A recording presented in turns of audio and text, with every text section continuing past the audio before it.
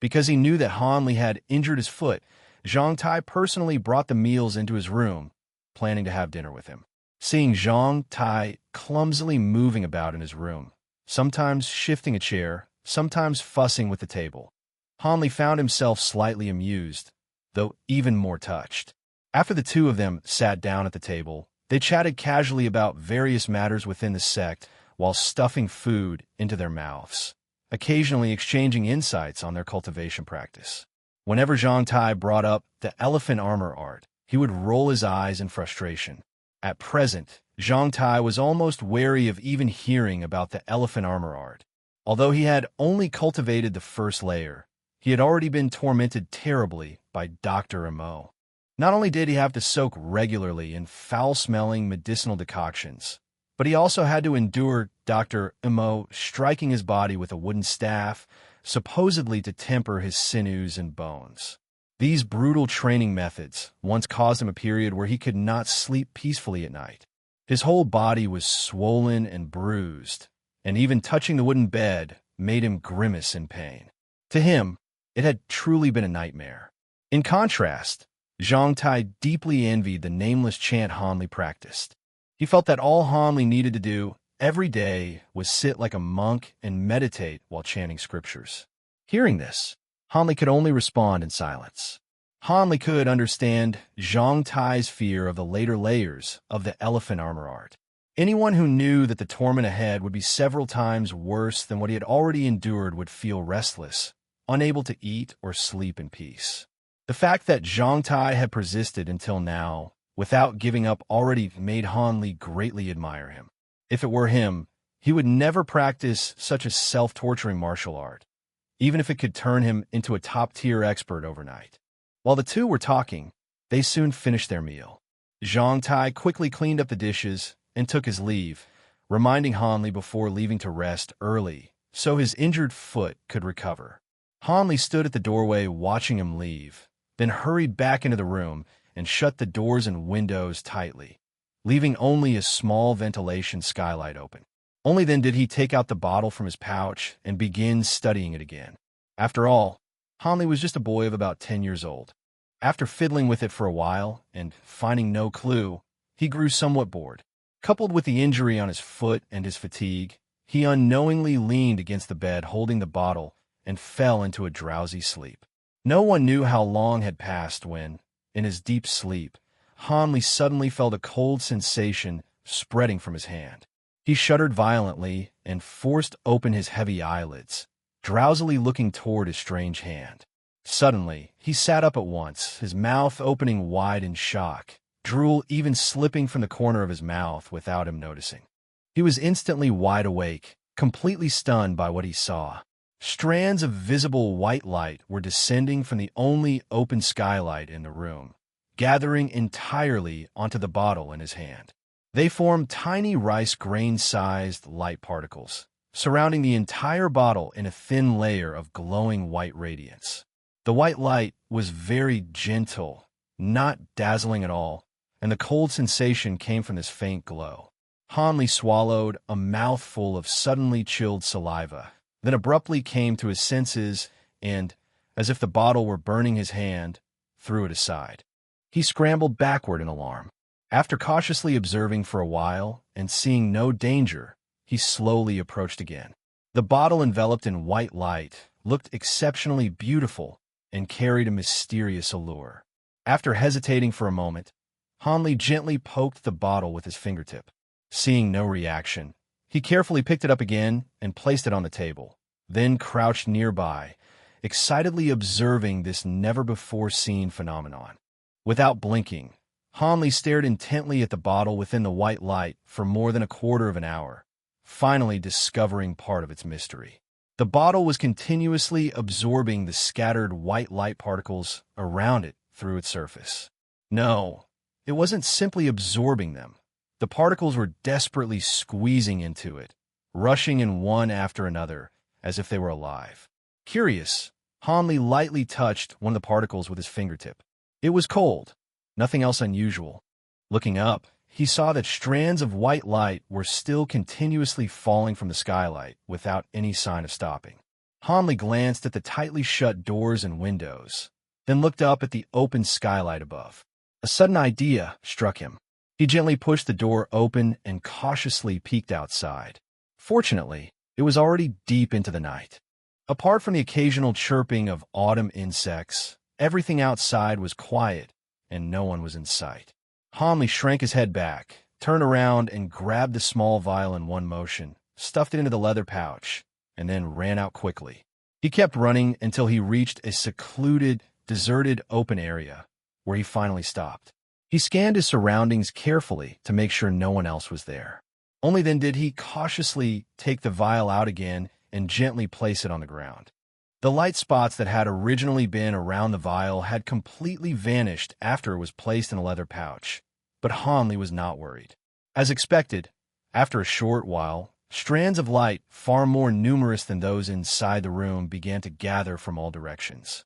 Soon, countless white light spots densely appeared around the small vial, forming a huge glowing mass the size of a basin. Ah! Hanley raised a hand high, clenched his fist, and shouted in excitement. At this moment, his childish nature was fully revealed. It seemed his hypothesis was correct. Closed doors and windows blocked the vial's attraction to the white light strands. Only in a wide, unobstructed space could the vial better draw in the light strands, allowing the glowing mass it formed to become larger. Although he did not know where these light strands came from, or what use the vial had in absorbing these tiny light spots, he had clearly taken a big step closer to uncovering the truth. Hanley felt he was about to solve the vial's secret, which made him extremely excited.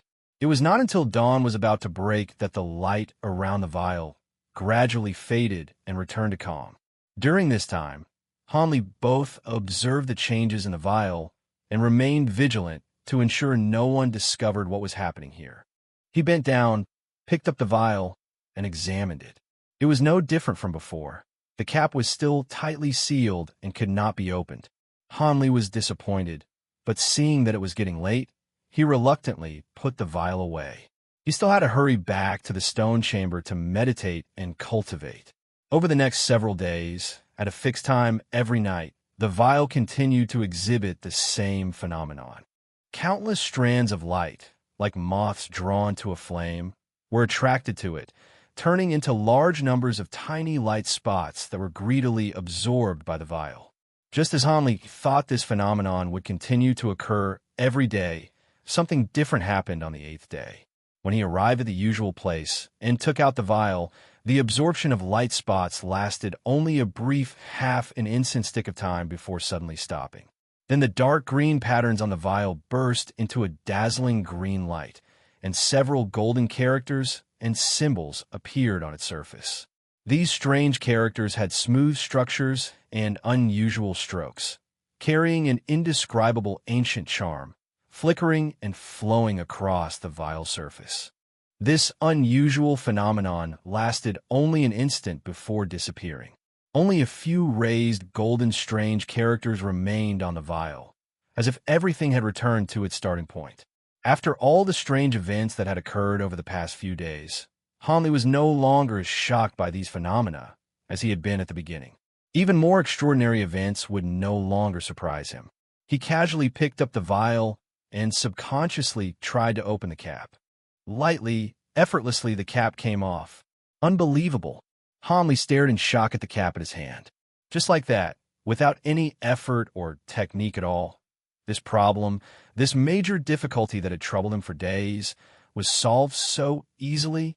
Once Hanley confirmed that what he was seeing was real and that the vial's secret was now right before his eyes, he could no longer suppress his excitement and leaned in to look through the opening.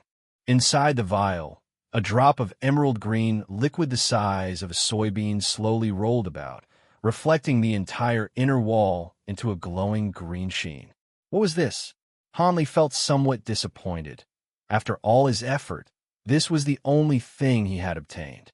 He despondently sealed the cap again, put it back into the leather pouch, and turned to walk back toward his residence. The excitement from before had vanished completely. Although the vial had finally been opened, the result did not satisfy him at all. Hanley planned to investigate the secret of this green liquid when he had nothing better to do. Perhaps it might still bring him a small surprise. Right now, the only thing he needed to do was go back and get a good night's sleep. Over the past few days, he had not been able to sleep properly at night, which had greatly reduced his training efficiency during the day. His lack of energy had already drawn some questions from Dr. Mo. Since Han Li became Dr. Mo's personal disciple and broke through the first layer of the formula, he felt he no longer had much motivation to cultivate it.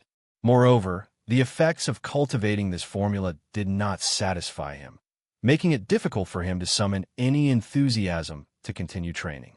For this reason, Dr. Mo had severely reprimanded him, but when it came time for cultivation, he would still grow drowsy and listless, with no energy at all. This situation drove Dr. Mo somewhat crazy, making him suspect that he might have taken in the wrong person. Thinking of this, Han Li also felt somewhat wronged. He did not want it to be this way either, but he simply was not in the right state. What Han Li did not expect was that the very next day after he woke up, he once again took the initiative and devoted himself fully to intense cultivation.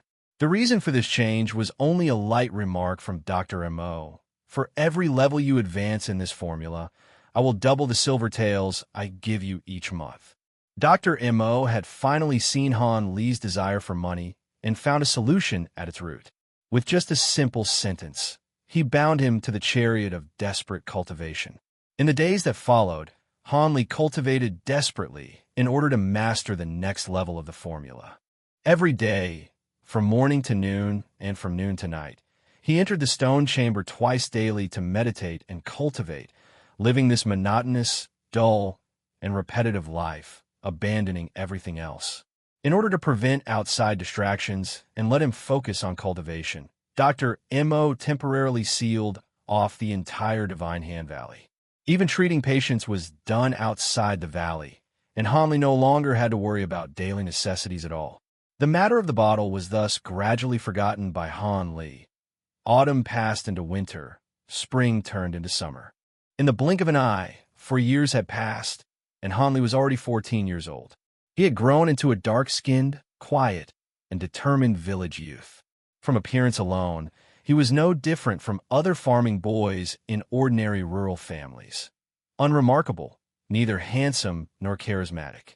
He simply moved daily between the stone chamber and his residence, occasionally go to Dr. Mo to learn some medical arts, and browsing various books in his room. The entire valley had become his whole world, and his formula had naturally progressed to the third layer. Dr. Mo was quite satisfied that Han Li devoted all his time to cultivation. However, he was still dissatisfied with the progress of the nameless formula. In recent years, Dr. Mo's illness seemed to have worsened. The number of coughs each day had increased, and each coughing spell lasted longer. As his physical condition deteriorated, Dr. Mo seemed even more concerned about Han Li's cultivation progress. From his repeated urgings, one could sense his inner anxiety. Dr. Mo clearly valued Han Li greatly. Not only did he pay him far more silver than ordinary disciples as agreed, but his gaze toward him was also extremely unusual, like he was looking at a rare, priceless treasure filled with deep care. However, Han Li, whose formula had reached the third layer, had become very perceptive. In moments of distraction, he occasionally noticed that behind those warm and caring eyes, there was also a faint trace of greed and desire that made him uneasy. These expressions made Han Li feel somewhat creeped out. He always felt that Dr. Mo was not looking at him as a living person, but rather as an object. This puzzled him. What could he possibly have that Dr. Mo wanted? Of course not. He gave himself a firm answer. At times, Han Li even felt that he might be overthinking things due to excessive cultivation, and inwardly criticized Dr. Mo, feeling a bit ungrateful. But for reasons he himself did not understand, deep in his heart he still retained a hint of caution toward Dr. Mo, and as time passed, this sense of vigilance only grew stronger. Now a major problem had appeared before Han Li. He had encountered a bottleneck in his cultivation. Even worse, over the past few years, as he relied heavily on medicinal pills to cultivate, the precious medicines in Dr. Mo's possession had been completely exhausted. It was clear that Han Li was not a once-in-a-generation genius. Without the assistance of medicines, his progress had come to a complete halt. This made Han Li feel deeply ashamed when facing Dr. Mo. Dr. Mo had devoted nearly all his effort and fortune to him, creating the best possible conditions for his cultivation, yet he was unable to meet expectations. This made Han Li find it difficult to face him, especially his constantly eager questioning. Strangely, for some reason, although Dr. Mo was highly skilled in martial arts, he could not discern the details of Han Li's cultivation. He could only gauge his progress through pulse readings, so during this time he remained unaware of Han Li's predicament. Not long ago, Han Li, troubled and uneasy, finally confessed his cultivation situation to Dr. Mo. Upon hearing that Han Li had made no progress in the formula for a full year, Dr. Mo's yellowed complexion turned somewhat pale, and his usually expressionless face became even more unpleasant. Dr. Mo did not blame him. He only told him that he would be going down the mountain for a while to gather some medicinal herbs, and instructed him to make the most of his time practicing on the mountain and not to slack off in cultivating the verbal formula. 2 days later, Dr. Mo packed his luggage and herb-gathering tools and left the Seven Mysteries sect alone. After he departed, only Han Li remained in Divine Hand Valley. Another senior brother and close friend, Zhang Tai, had suddenly disappeared 2 years earlier when he had reached the 3rd layer of the elephant hide art. He only left behind a letter saying goodbye and announcing that he was heading out into the martial arts world. This caused a huge uproar within the entire Seven Mysteries sect. Later, it was said that Dr. Mo personally stepped in to plead on his behalf, which prevented his recommender and family relatives from being implicated. This left Han Li feeling it was far too sudden, and he was saddened for several days. Afterward, the more he thought about it, the more he vaguely felt something was not right, but he was young and of little standing, and no one asked him about it, so the matter was eventually dropped. Later, Han Li speculated that Zhang Tai might have been afraid of cultivating the 4th layer of the elephant hide art, and thus quietly slipped away without anyone noticing. After cultivating in the valley for a few days with no noticeable results, and due to his youthful temperament, Han Li left Divine Hand Valley and began wandering around Rainbow Cloud Mountain. Walking along these familiar yet somewhat unfamiliar mountain paths, he felt a faint sense of emotion. Over the past few years, in order to train, Han Li had lived almost like a prisoner, never once leaving the small valley. It was likely that his fellow sect members outside had already completely forgotten about this junior brother. Along the road, he encountered some patrolling disciples. Seeing that he wore the attire of a sect disciple, but had an unfamiliar face, they warily questioned him, and it took him quite some effort to explain himself before he was able to leave. To avoid unnecessary trouble, Han Li simply chose narrow mountain paths and headed toward secluded areas, avoiding places with many people and loose talk. As expected, he no longer encountered those annoying interrogations and was able to travel farther and farther in peace. Looking at these beautiful sights, so different from those in the valley, and listening to the chirping of various birds, all his worries were temporarily forgotten. Suddenly, the sounds of weapons clashing, along with shouts, curses, and cheering from many people, faintly drifted up from a somewhat hidden cliff below. Such a remote place. So many people gathered together. And such intense commotion. Han Li's curiosity was piqued. No longer worried about being questioned, he followed the sounds of fighting and arrived near the cliff. What huge scene! He couldn't help but pause slightly in shock.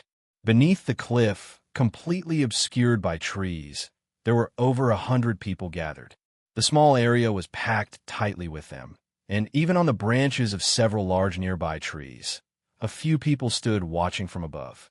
Within the circle formed by the crowd, 2 groups were confronting each other with hostility. The group on the left was larger, with 11 or 12 people, while the group on the right was smaller, with 6 or 7. Han Li noticed that all of them, whether spectators or participants, were about his age, only teenagers. A faint smile appeared on his face. What a coincidence!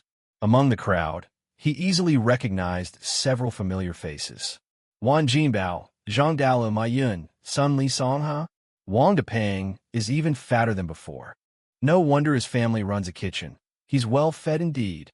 And that one is Lu Tai Tu. TSK, he used to be so dark he looked like charcoal, and now he's turned into a pretty boy. Hanli climbed onto a tree and called out the familiar faces below one by one. At the center between the two groups, two bare-handed youths were sparring. One was stout and heavy-set, but had a stable stance, and his fists and kicks were powerful.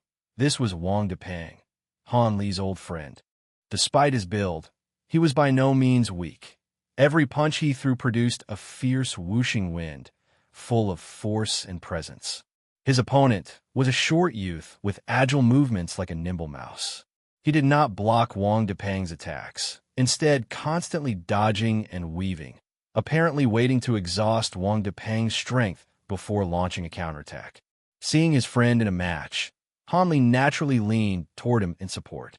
After watching for a while and seeing that Wang Depeng still maintained his momentum, Hanli, though inexperienced in martial arts, could tell he would not lose anytime soon, so he relaxed. He looked around, trying to find someone to ask what was going on. Not far from his tree, beside a rock, a young man was gesturing while watching the fight, muttering under his breath, "Hit his head, kick his waist, ah? So close. Yes, kick his butt harder." The boy was watching intently and speaking as if he were on Wang Depeng's side. Hanli found him rather interesting, so he slowly climbed down from the tree and walked over to him. "Senior brother, do you know all the people on the field? Why are they fighting?" Hanli asked with an honest expression. "Is that even a question? With my little abacus, is there anyone I don't know? Of course they're fighting because of..." "Huh, who are you? I've never seen you before. Are you a new disciple?" "No, that can't be right. New disciples can only enter the sect after more than half a year." "Who exactly are you?"